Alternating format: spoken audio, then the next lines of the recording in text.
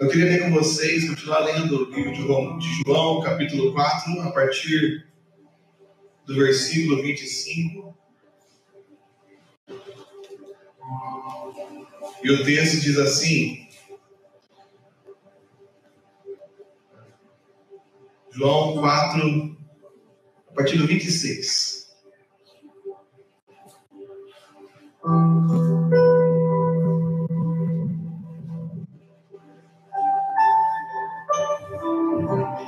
Disse-lhe Jesus: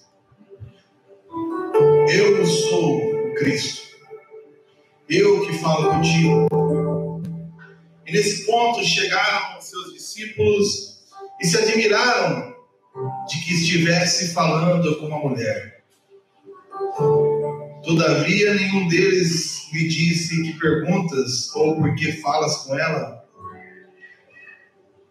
Quando a mulher deixou o seu cântaro e foi à cidade e disse àqueles homens: vinde comigo e vede um homem que me disse tudo o que tenho feito. Será este porventura o Cristo? Saíram, pois, da cidade e vieram ter com ele. Nesse interim, os discípulos lhe rogavam, dizendo: mestre, come. Mas ele lhes disse: uma comida tenho para comer que vós não conheceis. Diziam então os discípulos uns aos outros: teria, porém, porventura alguém trazido de comer? Disse-lhe Jesus: a minha comida consiste em fazer a vontade daquele que me enviou e realizar a sua obra. Palavra de Deus. A minha comida consiste em fazer a vontade daquele que me enviou e realizar a sua obra.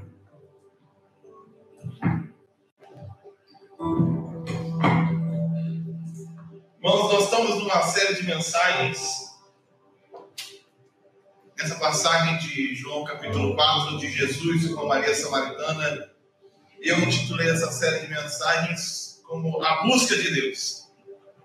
Aqui nós vemos claramente, quando Jesus, lá no começo do capítulo 4, fala que era-lhe necessário passar por Samaria. Ele já tinha em mente ter um encontro com essa mulher que acordou naquela manhã, consciente das suas decisões ruins, consciente do seu pecado, e se afastando ali do poço mais próximo da cidade, procurou resolver as suas necessidades de trabalho, de cuidado da sua casa, um pouco mais afastado, buscando água num poço mais distante, porque já tinha sido divorciada ou perdido o casamento por 5 vezes e agora ela era amante de outra pessoa, de outro marido que não era dela. Então, com certeza, nós temos aqui uma mulher que não era bem vista, nem bem aceita na própria sociedade. O próprio fato de ser mulher já era por motivo só nessa cultura um motivo de desprezo. Vocês reparem que quando os discípulos encontraram Jesus falando com ela, eles ficaram espantados, mas os discípulos já conheciam bem o mestre e sabiam que mesmo quando a gente não entende o que ele está fazendo, deve haver algum motivo bom para ele fazer aquilo que eu não entendo. Com profundas riquezas, o saber e o conhecer dele, então não vou me intrometer, porque para um rabi, ser visto em público falando com uma mulher, já era em si só o fim da sua reputação. Ainda havia um agravante, que ele era judeu e essa mulher era samaritana, fruto de uma linhagem corrompida, uma linhagem misturada. E por causa disso, eles eram considerados piores que os cães para os próprios judeus. Então, o judeu jamais falaria com o samaritano, jamais falaria o judeu com uma mulher em público, e jamais falaria o judeu, um homem, um rabi, com uma mulher adulta. Mas Jesus, mesmo assim, que encontrar, falou que era necessário passar por Samaria e ter um encontro com essa mulher.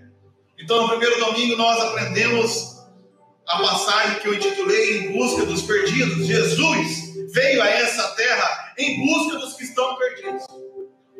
Mais à frente no relato, ele nos impressiona ainda mais, pois mesmo confrontando a mulher no seu erro, no seu pecado e nos seus equívocos religiosos, ele colocando a ela ali ali o fato equivocado dos samaritanos adorarem no lugar errado, com as informações incompletas. Mesmo assim, ele disse a ela que estava à procura dela, pois enviado por Deus estava à procura de verdadeiros adoradores. E no domingo passado aprendemos que Deus está em busca de verdadeiros adoradores. Ele não faz isso procurando aqueles que são os melhores entre os melhores. Deus não te busca ou busca a mim porque eu sou de fato o melhor entre os melhores, porque eu adoro a Deus em espírito e verdade, por isso ele veio até mim. Não. Eu me torno um verdadeiro adorador depois de ter sido encontrado e buscado por Deus. O que me torna um adorador que o adora em espírito e em verdade não é o meu próprio esforço e a minha própria dedicação. O que me torna um verdadeiro adorador que o adora em espírito e em verdade foi o fato de um dia, imerecidamente, ter sido encontrado, buscado, confrontado por Deus com a sua palavra e com a sua verdade, que me constrangeu quando ele disse a mim claramente que eu era digno de pecado, digno da morte, e quem ele era, santo, justo e bom. E mesmo assim, ele escolheu me amar, se entregar a mim, morrer a minha morte, ressuscitar ao terceiro dia, me doar o seu Santo Espírito. E quando você é confrontado com isso, não resta mais nada a não ser se tornar um verdadeiro adorador, que o adora em espírito e em verdade. E agora, nesse terceiro domingo, essa série vai ser de 5 domingos. Vou encerrar a ceia que vem no primeiro domingo do mês de fevereiro. Queria meditar com vocês sobre o título Em Busca da Vontade de Deus. Em busca da vontade de Deus.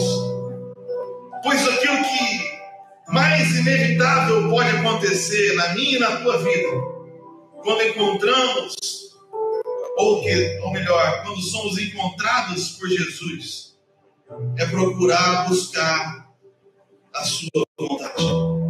Olha novamente no versículo 27 e no versículo 28. Neste ponto chegaram os seus discípulos e se admiraram em que ele estivesse falando com uma mulher.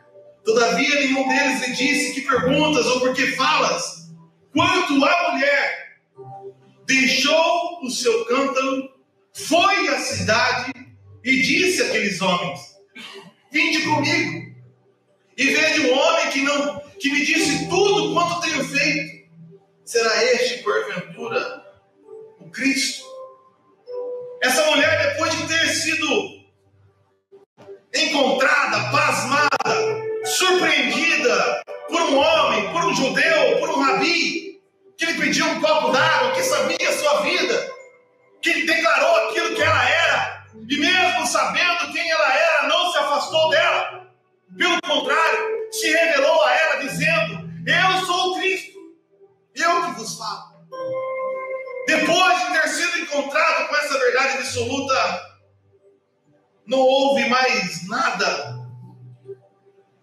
que ela pudesse fazer a não ser sair correndo e cumprir a vontade que Deus tinha projetado para ela.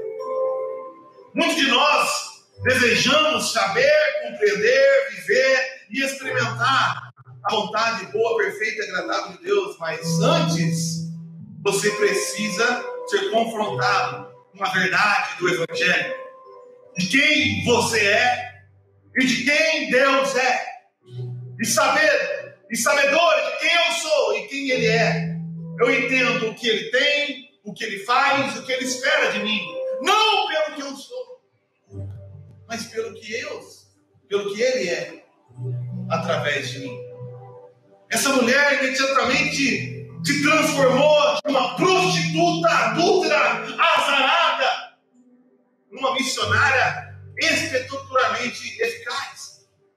Uma mulher que saiu declarando sem medo quem ela era, o que ela havia feito, mas o que importava não era mais quem ela era, o que ela tinha feito, mas aquele cujo qual ela tinha encontrado.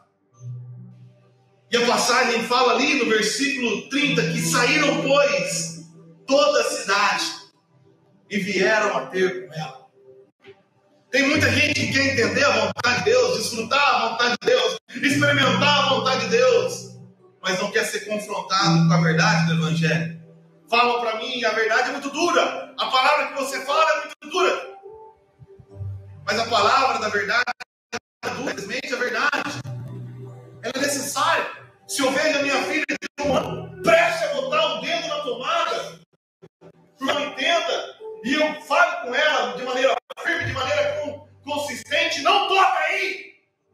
O meu objetivo não é ofender, o meu objetivo não é assustar, o meu objetivo é livrar ela da morte, da dor, da vergonha. A verdade muitas vezes parece dura porque a gente que é obstinado em perseguir e buscar a mentira. Mas Deus, em amor, nos confronta com a sua verdade, para que eu e você possamos experimentar aquilo que no mesmo dia jamais imaginamos. Uma mulher que fugiu de vergonha da sua cidade volta como uma verdadeira serva e missionária de Deus no mesmo lugar onde outrora fora envergonhada. Agora estava sendo honrada por Deus, pois não estava mais preocupada com aquilo que ela era. Ela estava preocupada com o grande eu sou que ela havia encontrado.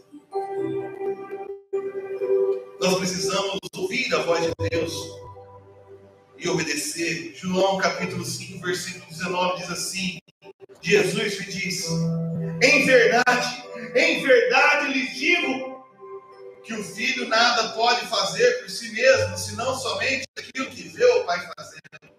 Porque tudo que este fizer, o filho faz também. Eu falo das coisas que vi junto do meu Pai. Vós, porém, fazem o que ouviram do Pai de vocês. Se Jesus não tomava um passo, uma decisão, sem antes se comprovar a verdade e a verdade, o que eu e você deveríamos fazer e ser diferente? Deus disse que nós devemos fazer assim também, em João capítulo 10, versículo 27, quando ele diz: as minhas ovelhas ouvem a minha voz, eu as conheço e elas me seguem. Eu lhes dou a vida eterna e jamais perecerão, e ninguém as arrebatará das minhas mãos. Você tem ouvido a voz do bom pastor? Quando você acorda de manhã, você se pergunta: qual é a tua verdade para mim nesse dia, Senhor? O que o Senhor tem para mim? O que eu devo corrigir? A quem eu devo pedir perdão? A quem devo estender misericórdia? Eu quero fazer o que eu vejo o Senhor fazendo. Eu quero ser o que eu vejo o Senhor sendo na minha vida. Você acorda de manhã e pergunta para o Espírito Santo: qual é a minha direção para hoje? Pois as minhas ovelhas ouvem a minha voz, e a essas ovelhas eu lhes dou a vida eterna, a vida na qualidade que Deus vive. A Zoe e a Ionos é para aqueles que ouvem a voz de Jesus e obedecem.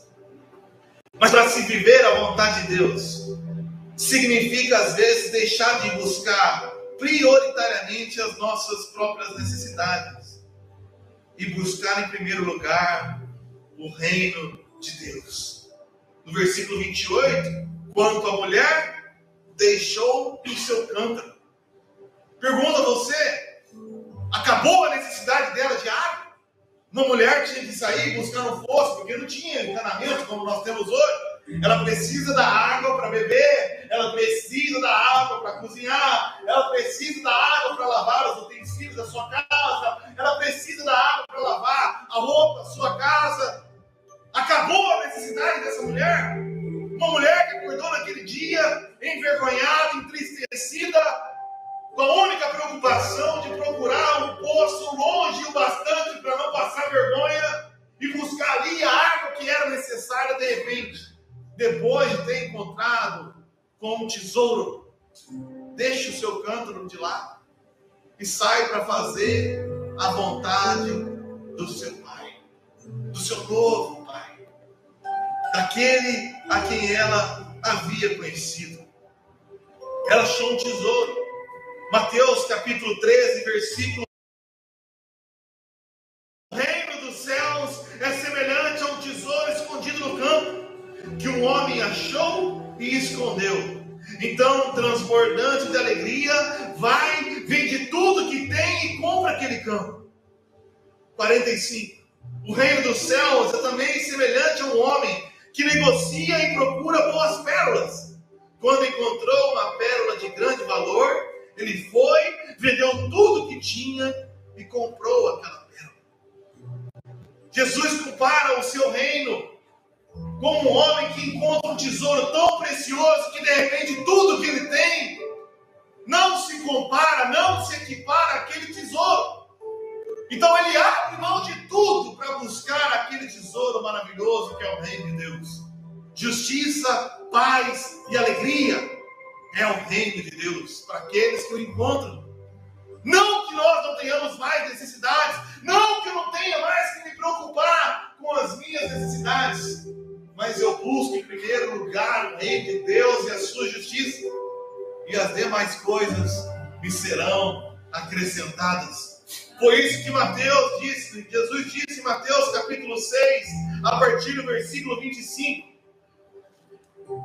ao ele afirmar aos discípulos: por isso digo a vocês, e isso serve a você também nessa noite, não se preocupem com a vida, quanto ao que irão comer ou beber, nem com o corpo, quanto ao que irão vestir.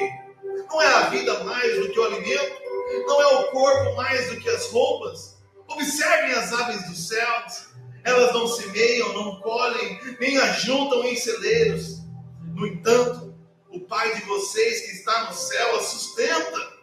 Será que vocês não valem muito mais do que as aves? Quem de vocês, por mais que se preocupe, pode acrescentar um côvado ao curso da sua vida? E por que se preocupa com o que vão vestir? Observem como crescem os lírios do campo, eles não trabalham, eles não fiam. Eu, porém, afirmo a vocês que nem Salomão, em toda a sua glória, se vestiu como qualquer deles. Ora, se Deus veste assim a erva do campo, que hoje existe e amanhã é lançada no forno, não fará muito mais por vocês, homens de pequena fé. Portanto, não se preocupe dizendo: o que comeremos? O que beberemos? Ou com que nos vestiremos? Porque os gentios é que procuram essas coisas. O Pai de vocês que está no céu não sabe. O Pai de vocês que está no céu sabe que vocês precisam de todas elas. Mas, busquem em primeiro lugar o reino de Deus e a sua justiça, e todas essas coisas lhes serão acrescentadas. Portanto, não se preocupem com o dia de amanhã, pois o amanhã trará os seus cuidados. Basta ao dia o seu próprio mal. Por que você se preocupa? Se eu fizer isso, como que vai ser a minha casa? Como que vai ser o meu sustento? Você está dizendo para mim que se você buscar em primeiro lugar o reino de Deus, você se colocará em prejuízo? Em desperdício? Eu lembro quando encontrei o tesouro.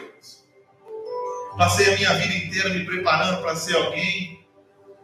E mesmo ninguém esperando que eu fosse alguma coisa, no final do terceiro ano, eu passei direto na faculdade de Engenharia Civil, na Universidade Estadual de Londrina.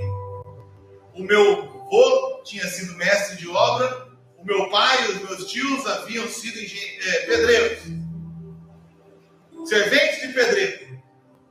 E de repente tinha um netinho dos 18 netos, que passou em engenharia. Eu virei o xodó da família.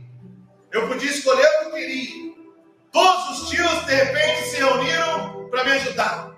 Agora vamos fazer. O que você precisa? Tal livro, tal equipamento, tal capacete?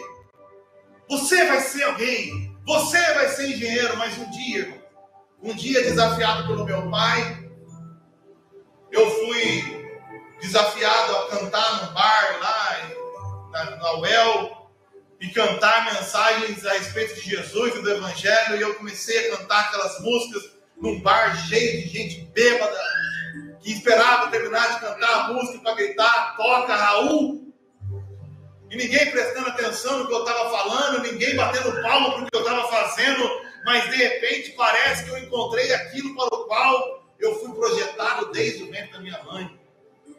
E eu fiz aquela ação, não teve grandes frutos, não teve aplauso, não teve repercussão, não teve sucesso, mas teve uma satisfação tão plena dentro do meu coração, que de repente, todo dia, quando eu saía de ônibus e passava do lado do bar, enquanto todos os outros caras no ônibus estavam esperando dar a happy hour para encher a cara, eu ficava indo para a aula de engenharia pensando quando de novo eu ia fazer aquilo para o qual eu fui projetado. Quando de novo eu ia fazer aquilo para o qual Deus me chamou, mas foi tão melhor, foi tão mais satisfatório. De repente as coisas perderam brilho. A engenharia que eu amava tanto perdeu o brilho, a vaidade. Eu escolhi engenharia pela vaidade. Eu vi um cara no Paraná TV dando entrevista, apareceu o nome dele, e embaixo engenheiro civil, com um capacete branco. Eu pensei, cara, vai ficar muito bom esse mim. Eu vou virar engenheiro, uma família de pedreiro. Doutor Mateus, por favor, me respeite. De repente aquilo perdeu a graça. Aqueles exercícios, aqueles desafios perderam a graça. E no meio da prova de mecânica das estruturas, eu ouvi uma voz impulsionando no meu coração: acabou o teu tempo aqui, agora você é meu, agora você vai me servir. E eu saí correndo, gritando: acabou, acabou, acabou a tortura de buscar uma coisa que não presta para nada. Eu encontrei um tesouro, algo pelo qual vale a pena viver, algo pelo qual vale a pena morrer. Não importa a circunstância. Eu fui correndo, ninguém me apoiou, ninguém bateu palma para mim. Você reclama que não tem apoio? Ninguém me apoiou. Recebi ligação de parente que eu nem sabia que existia. Mateus, você é burro, você está desgraçando a tua vida. Não seja idiota, você nunca mais vai conseguir uma oportunidade como essa. Pastor, larga de ser burro. Você não tem potencial, você não é legal, você não é amoroso, você é um tapado.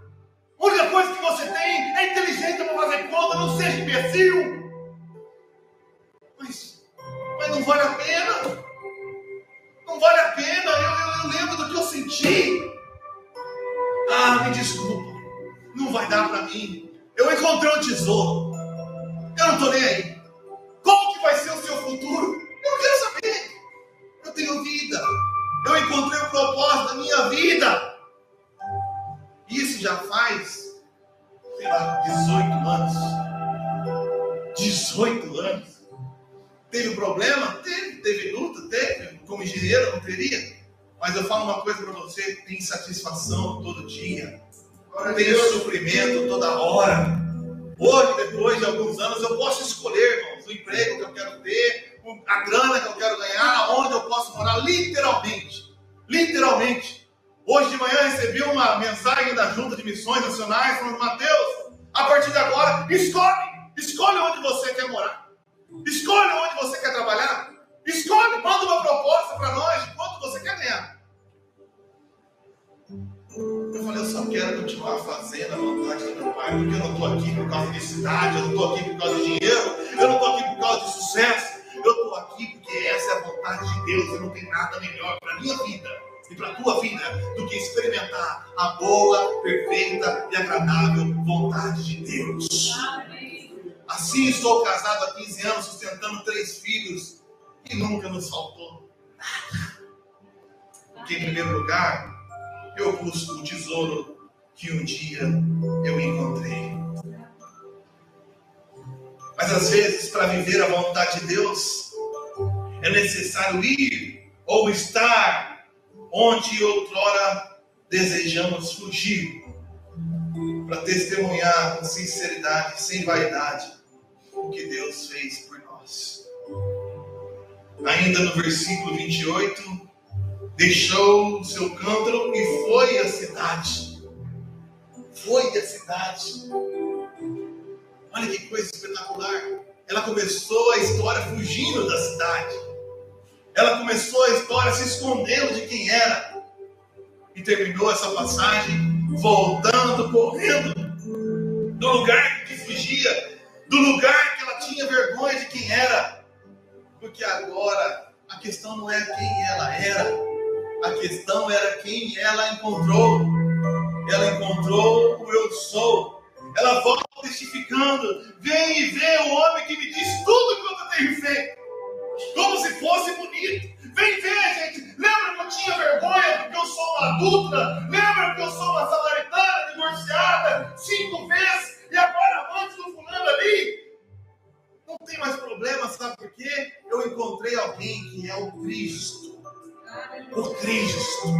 E ele me disse tudo que eu tenho, tudo que eu sou, não porque ele bateu o palmo e achou lindo, mas porque agora encontrei o Cristo, que é o único capaz de me libertar da onde eu não poderia jamais sair, se não fosse pelas suas forças. Eu encontrei aquele que me transportou do império das trevas. Eu encontrei aquele que me transportou para o reino do Filho do seu amor. Não importa quem você é. Oh, mas eu não sei falar, disse Moisés ao Senhor. Você acabou de encontrar o eu sou. Mas eu não tenho nada, só tenho um pedaço de pau na mão. Não importa o que você tem na mão, o que importa é o que eu digo, com o que você faz com o que tem na mão. Então lança um pedaço de pau na mão, vira uma cobra, pega esse pedaço da mão, aponta para o céu, cai fogo do céu, bate na água, vira um mar de sangue. Porque não importa quem você é, não importa o que você tem, não importa o que você pode. Importa é aquilo que ele, que é, que era, que é adivinho, que pode todas as coisas e sabe de tudo, disse. Eu gosto da passagem de Colossenses 1:3, pois ele diz exatamente isso. Ele nos libertou do poder das trevas, nos transportou para o reino do Filho do seu amado, em quem temos a redenção e remissão dos pecados. E ele começa agora a dizer quem ele é. Ele é a imagem do Deus invisível. Ele é o primogênito de toda a criação, pois dele foram criadas todas as coisas nos céus e sobre a terra, as visíveis e as invisíveis, sejam tronos, sejam soberanias, quer principados, quer potestades. Tudo foi criado por meio dele e para ele. Ele é antes de todas as coisas. Nele tudo subsiste. Ele é a cabeça do corpo, que é a igreja. Ele é o princípio, o primogênito dentre os mortos, para ter a primazia em todas as coisas. Porque Deus achou por bem que nele residisse toda a plenitude, e que, havendo feito a paz pelo sangue da sua cruz, por meio dele reconciliasse consigo mesmo todas as coisas, quer sobre a terra, quer sobre os céus. Amém. Eu não estou nem aí. Mas Mateus, você é um idiota, mas eu sirvo um Deus que tudo pode, irmãos. Amém. Eu sirvo um Deus que é a imagem do Deus invisível.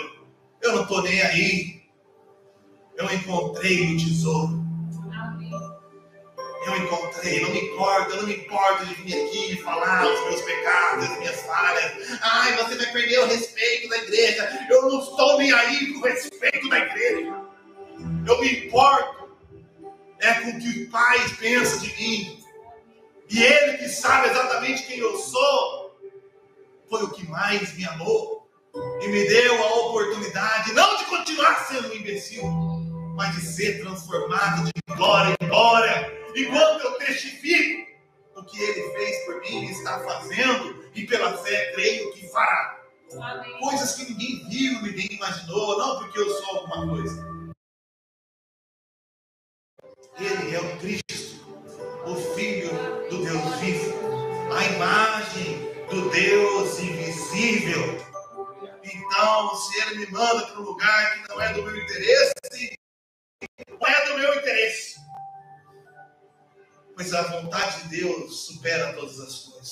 Amém. Ele disse para Pedro em João 21:18: em verdade, ele digo que quando era mais moço, você se cingia e andava por onde queria.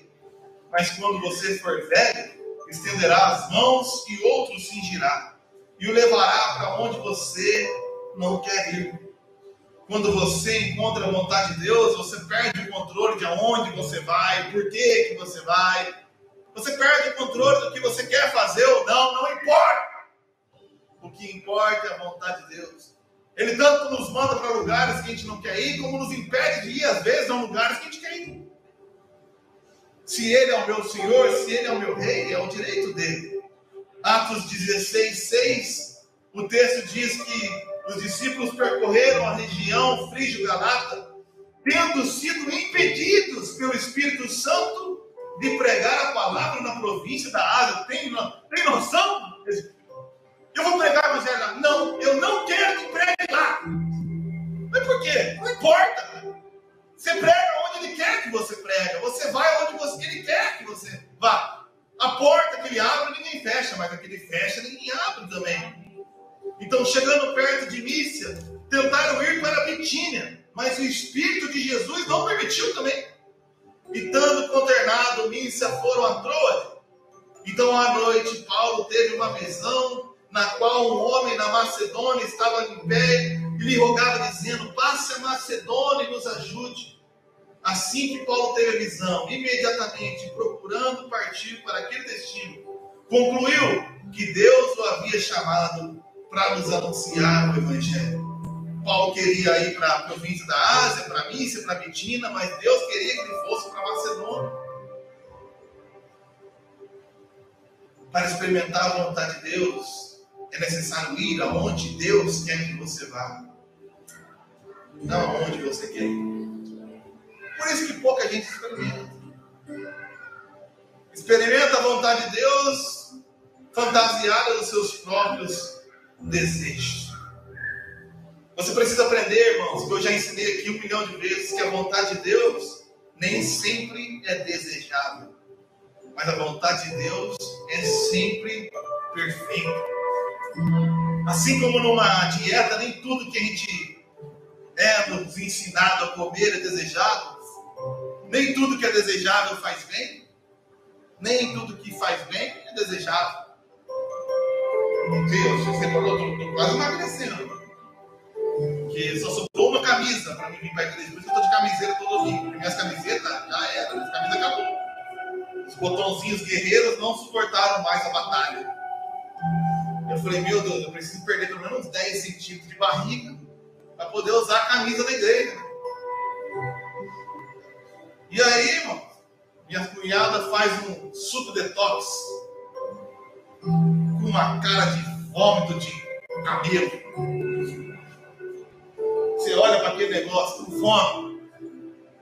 E a Renata vai lá e faz aquele doce, faz o assado, e faz aquele mousse de não sei do que, e a hora que está todo mundo comendo, pega aquela porcaria verde.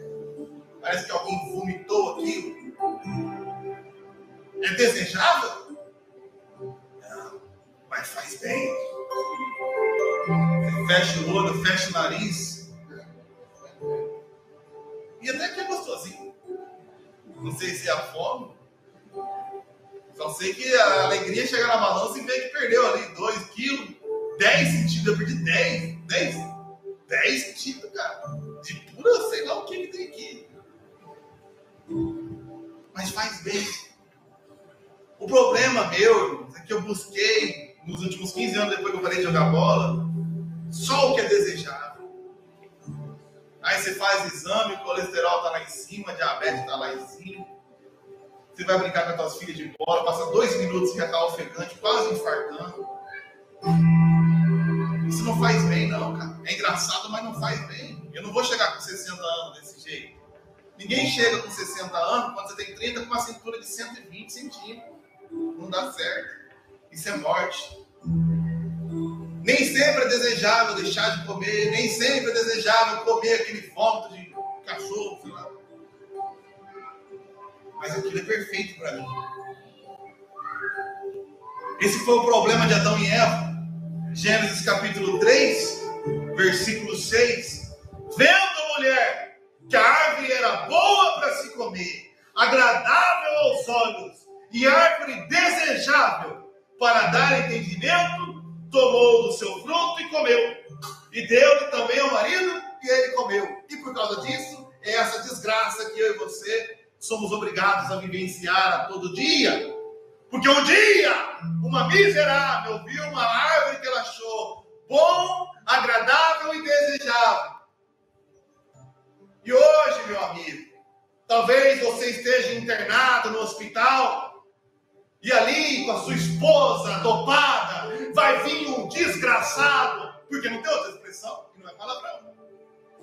E ele vai olhar para a tua mulher dopada e vai sentir uma atração, um desejo de abusar dela. E faz. E o mundo é o que o mundo é. Porque de repente as pessoas vão se entregando a desejos e mais desejos e são banhadas de uma bomba de endorfina no cérebro, e o cérebro não foi projetado para isso, e vai lá e vai bloqueando, e de repente aquele desejo que tem na internet não satisfaz mais, então você vai para outro desejo, e depois outro desejo, e depois outro desejo. E o vídeo mais caro, pornográfico, que se vende na internet hoje, é de uma criança de 4 anos de idade, com síndrome de Down, sem braço, sem perna, sendo abusado por mais de 15 homens russos, amarrada numa cadeira. Por quê? Porque era o desejo daqueles homens. E porque vende, porque tem desejo, pessoas que desejam isso e compram. Desejo. O desejo desgraçou a humanidade. O desejo continua desgraçando a minha e a tua vida. Mas a vontade de Deus, como eu disse, às vezes pode não parecer desejável, mas ela também é boa. Ela pode não ser desejável, mas ela é agradável sim. Principalmente, mesmo que não seja desejável, ela é perfeita. Por isso Romanos 12:2 diz: não vivam conforme os padrões desse mundo, mas deixem que Deus os transforme pela renovação da mente, para que possa experimentar qual é a boa, agradável e perfeita vontade de Deus. Pois os desejos do coração do homem conduzem à morte, mas a vontade de Deus conduz à vida eterna. A gente tem sido enganado, irmãos. Tem um documentário no Netflix que explica para você como é que o Instagram domina a tua cabeça. Ele descobre o que você gosta. Ele descobre quando você para. Você não precisa nem clicar, não.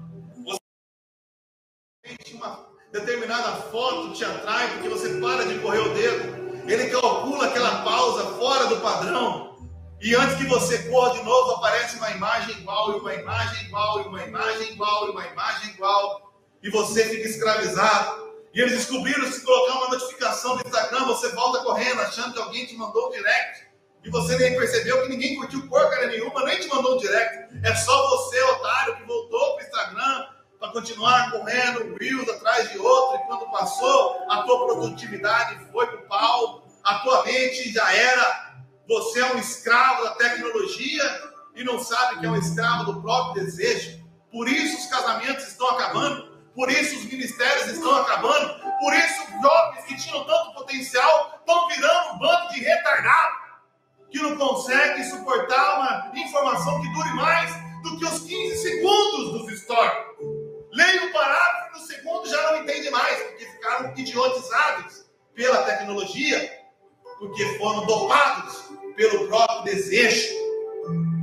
Mas é necessário abrir mão daquilo que nós desejamos, se quisermos experimentar a vontade que é perfeita de Deus para mim e para você. Às vezes é necessário abrir mão de comer aquilo que eu quero para ter a saúde que eu preciso. Essa é a questão. É por isso que nós às vezes temos que jejuar. O jejum é esse significado. Além da humilhação, além da testificação da nossa limitação, miséria, necessidade, pobreza espiritual, o jejum é você abrir mão de comer aquilo que você deseja, para falar para Deus: olha Deus, eu queria muito esse prato de comida, mas o que eu preciso mesmo é da tua vontade se cumprir na minha vida. Pois foi fazendo o que eu quero que eu me tornei o que eu sou e cheguei aonde eu cheguei. Mas eu sei que os seus pensamentos para mim são maiores do que os meus, os seus planos para mim são maiores do que os meus. Então não seja feito conforme a minha vontade, mas seja feita a tua, Senhor. Seja feita a tua vontade, aqui na terra como é feita no céu. Me dá só o pão de cada dia e perdoa as minhas ofensas, ó Pai. Pois foi fazendo a minha vontade, foi se alimentando do que eu desejo, que eu cheguei até aqui. Mas Jesus, diferente de mim e de você, Jesus que não era viciado em pornografia, Jesus que não era burro, Jesus que não era mentiroso, que não era invejoso, Jesus que era perfeito, santo, justo e bom. Esse mesmo Jesus que não tinha necessidade de melhorar, ele não tinha necessidade de se aprimorar. Esse mesmo Jesus, em João 4,34, diz: a minha comida consiste em fazer a vontade daquele que me enviou e realizar a sua obra. Se Jesus se alimentava da vontade do Pai, por que eu e você vamos continuar se alimentando das nossas próprias vontades? Se Jesus se retirava no canto e orava perguntando a Deus a próxima direção, sendo onisciente, por que eu e você saímos fazendo as coisas, tomando a decisão e depois pedindo para Deus abençoar as cargas que fizemos?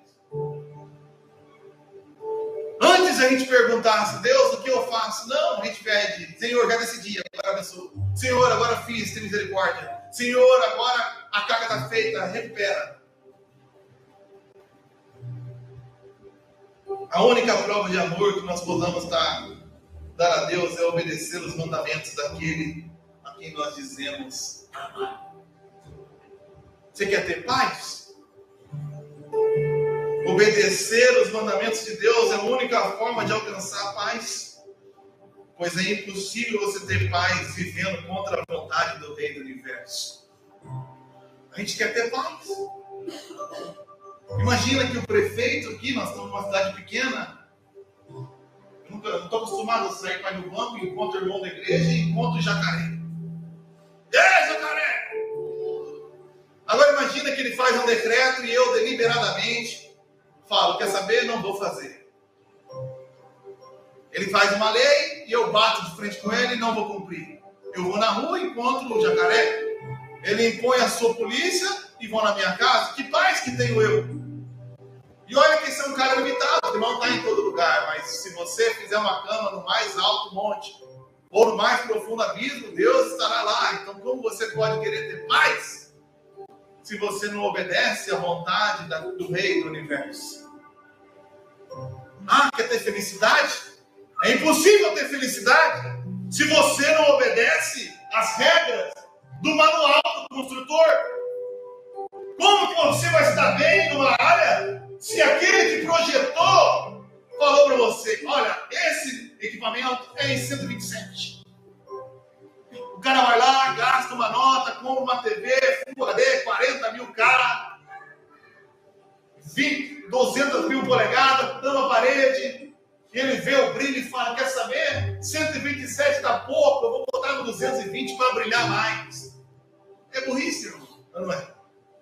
Por isso que a palavra de Deus fala que o temor do Senhor é o princípio da sabedoria. Porque se você não tem temor do Senhor, você não tem nem o começo da sabedoria. Literalmente. Não precisa dizer. Esses dias eu estava angustiado porque a Renata me deu uma missão de pentear o cabelo das meninas antes de vir para o culto. E o cabelo da Laura, eu não sei o que tem, mas é um imã de nó. Então você pega aquele cabelo. Aí eu vi alguém falando: vai pelas pontas. E ela chora. Irmãos, aquela paz antes de vir para cá. Imagina.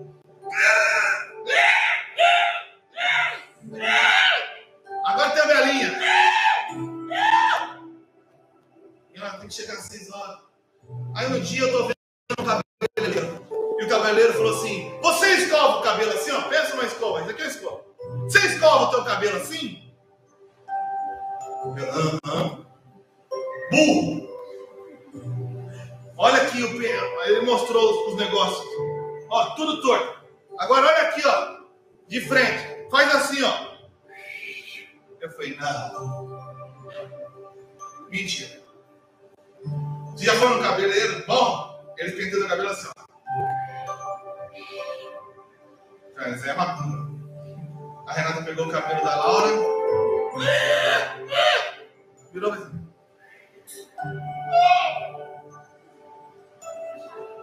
Felicidade. Sem gritos, sem problema, cabelo lisinho. Felicidade para quem ouve os mandamentos e aprende com quem sabe mais. É quem continua chegando em casa escovando de lado. Por isso, Salmo 119 fala: muita paz, saúde, prosperidade, bem-estar tem aqueles que amam a sua lei. Para eles não há tropeço. A paz está para quem escova o cabelo do jeito que foi feito para projetar. Então, por mais que eu olhe para o lado e pense, quer saber, Deus, talvez o Senhor mandou fazer isso, mas eu acho mais legal desse jeito. Não perca tempo, irmão. Pergunte o que Deus falou em sua palavra. Jesus fazia isso. Quem sou eu? Quem é você? Pois só tem êxito aquele que obedece às suas leis. Só tem êxito aqueles que obedecem à sua vontade. Só no livro de João, por mais de 44 vezes aparece Jesus declarando que só faz aquilo que o Pai nos ensinou a fazer. João 17,4 ele fala: eu te glorifiquei na terra, realizando a obra que me deste para fazer. João 6,38 ele fala: porque eu desci do céu, não para fazer a minha própria vontade, mas a vontade daquele que me enviou. João 8,29 fala: aquele que me enviou está comigo e não me deixou só, porque eu sempre faço o que lhe agrada. Aquele que me enviou está comigo, não me deixou só, porque eu faço sempre o que lhe agrada. Isso é uma mensagem dura. Isso é a mensagem da salvação. Está se sentindo só? Para de fazer o que ele pediu para não fazer. Está se sentindo infeliz, improdutivo? Começa a fazer o que agrada o Pai. Ele nunca vai te deixar só. E você vai desfrutar da vontade boa, perfeita e agradável de Deus. E para concluir, irmãos, a vontade de Deus é individualizada e é personalizada.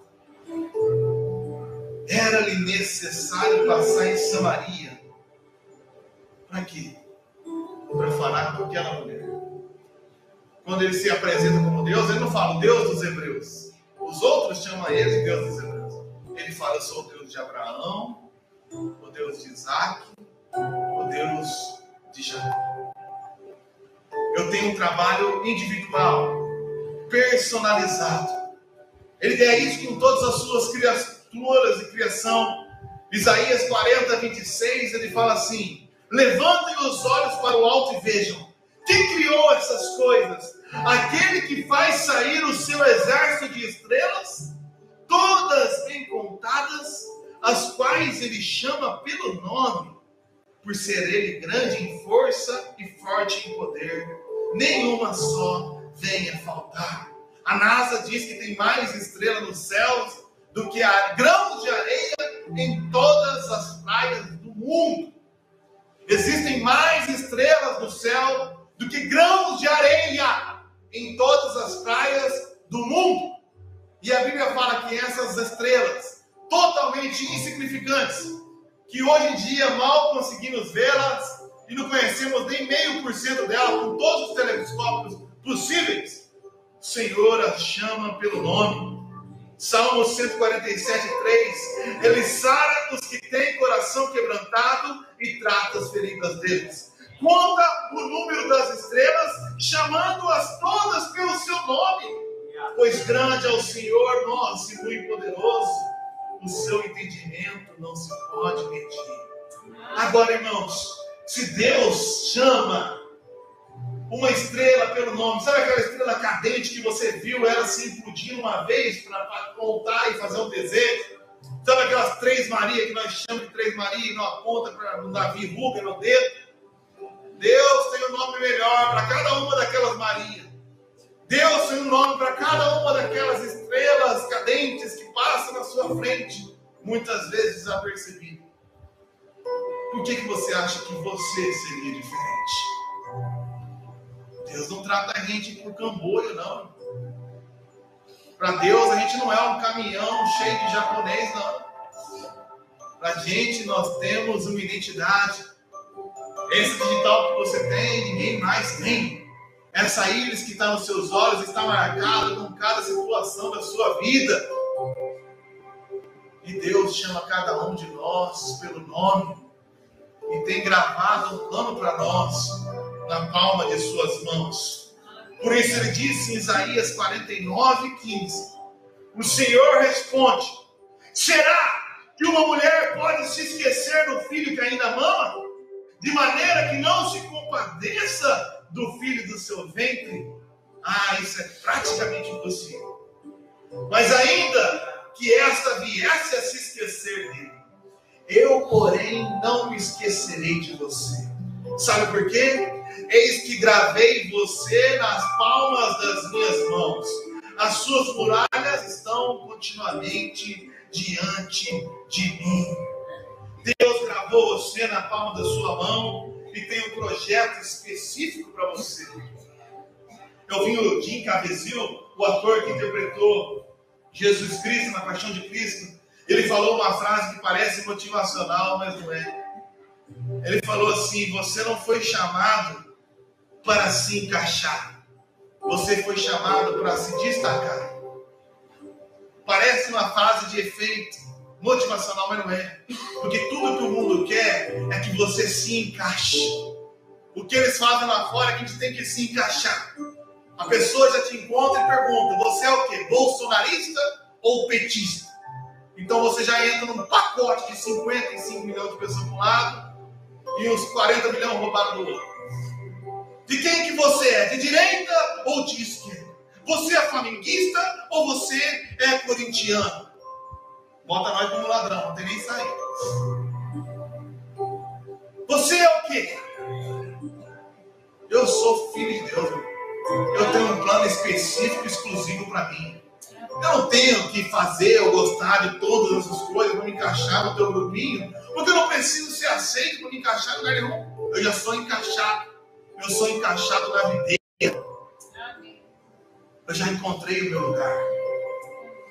E nesse lugar eu tenho satisfação plena. Então eu não vou fazer isso só para te agradar. Eu ia na UEL e os caras chegavam e tinha um trote, no trote pegavam um funil e botava na garganta, descia vodka na cabeça dos caras, e o cara já virava chapado, e depois, chapadão com a vodka, tinha coragem para chegar em uma outra mulher, e ali tinha as mulheres agachadas, fazendo um monte de atrocidade, e eu cheguei e falei assim: eu não vou beber não. Você não bebe? Não, eu não bebo. E aí chegou a moça querendo me provocar: e você não beija também? Aí eu beijo, mas vou beijar essa boca aí, quem sabe Deus onde está. Eu sei, na verdade, eu sei, então o capeta sabe onde está. Então eu virei um calouro que não dá nem para falar o nome, mas é quase parecido com um busão. O viado. O que não gosta, né? Você não gosta? Eu gosto. Para gostar eu tenho que sair beijando todo mundo? Para gostar eu tenho que sair enchendo a cara igual todo mundo? Se você precisa encher a cara para se sentir feliz, o problema é teu. Eu já sou feliz. Eu já pareço um bêbado sem beber, porque eu tenho alegria plena. Eu estou sempre brincando. Eu não preciso me dopar para ter coragem de falar com você.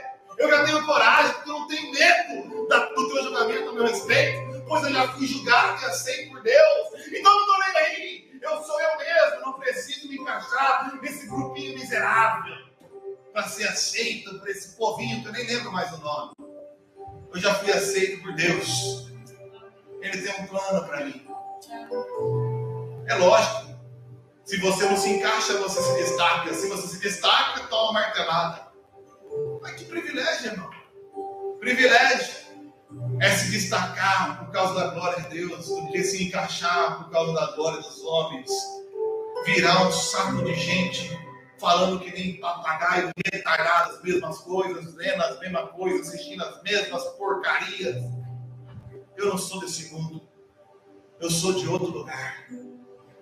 As coisas desse mundo vêm e vão e todas elas passam, mas as coisas pelo qual eu dediquei a minha vida jamais passarão.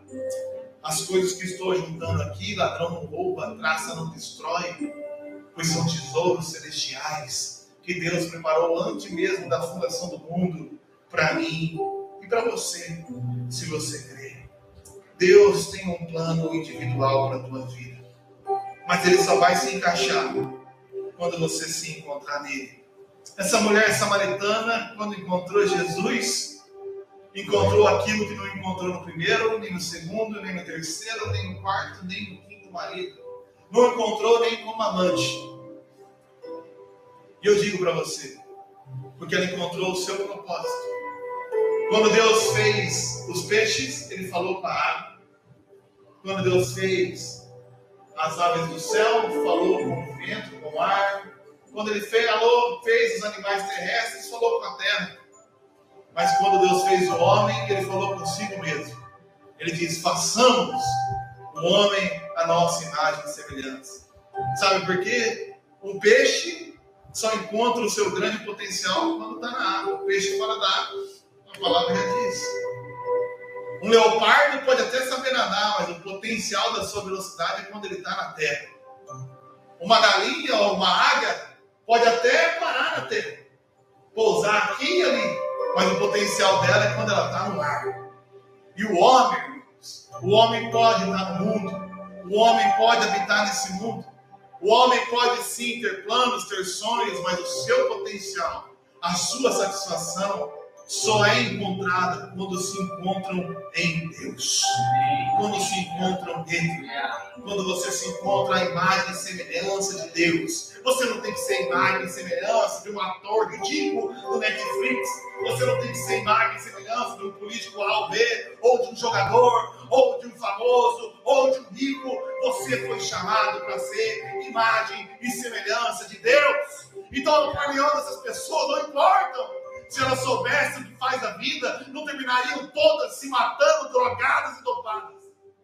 Mas o meu rei vive e vive para sempre. Coloque-se de pé. Essa mulher encontrou satisfação plena. Essa mulher encontrou satisfação plena quando foi encontrada por Deus. E agora saiu em busca da vontade de Deus na sua vida. E de uma meretriz virou uma missionária. Você quer encontrar o seu propósito na vida? Então eu convido você a se esvaziar. Se esvaziar como João Batista. Se esvaziar nos seus desejos. E eu vou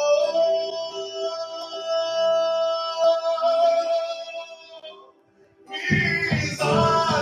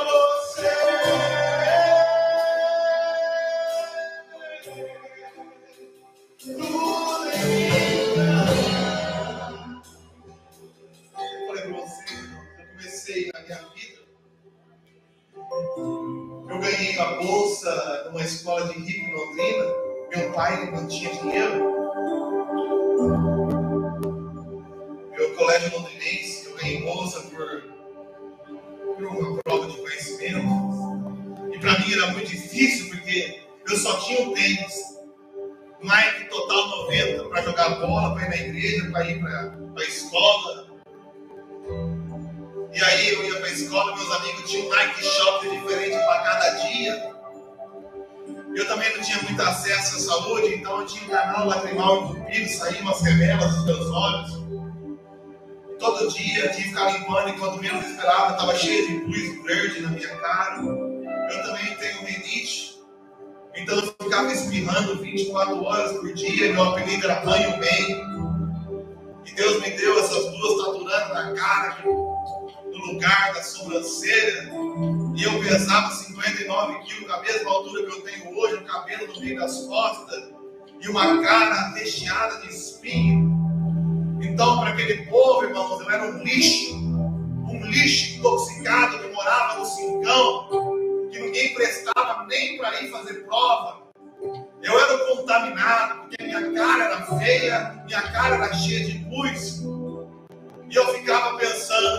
dia eu tivesse dinheiro, ou se o dia parasse de sair remela dos meus olhos, eu ia ser aceito por aquele povo, ou para aquela menina que um dia eu falei que gostava dela, e ela saiu gritando, falando que tinha nojo, vontade de vomitar, só de imaginar que um cara tosco como eu gostava dela.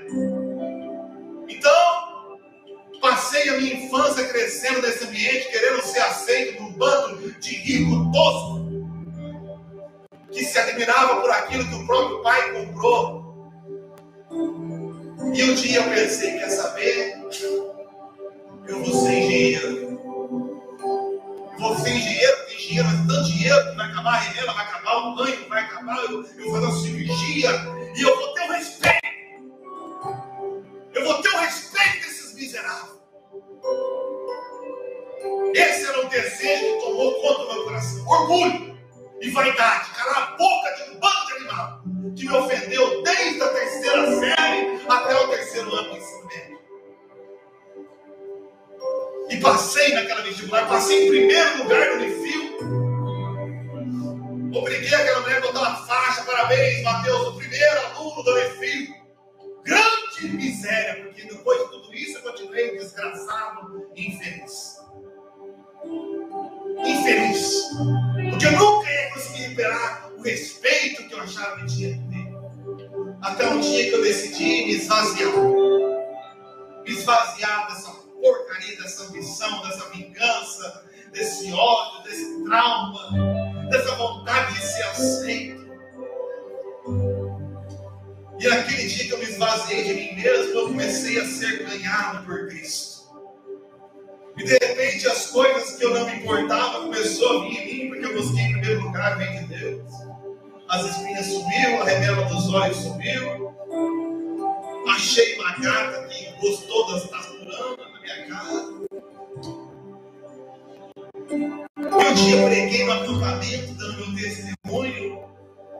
E por nada, de repente, eu tinha uma aprovação a respeito de todos. Os caras gostaram tanto da minha mensagem que começaram a me pagar para ir nos acampamentos, contar o meu testemunho. E agora eu estava nos acampamentos de graça. De repente, alguém me chamou para ser pastor. E agora, irmão, 15 anos depois, o que eu não esperava, hoje eu tenho respeito, eu tenho admiração. Tem até gente doida para ficar no meu lugar. Mas é porque eu não me esvaziei de mim e fui ganho o que Deus tinha para minha vida.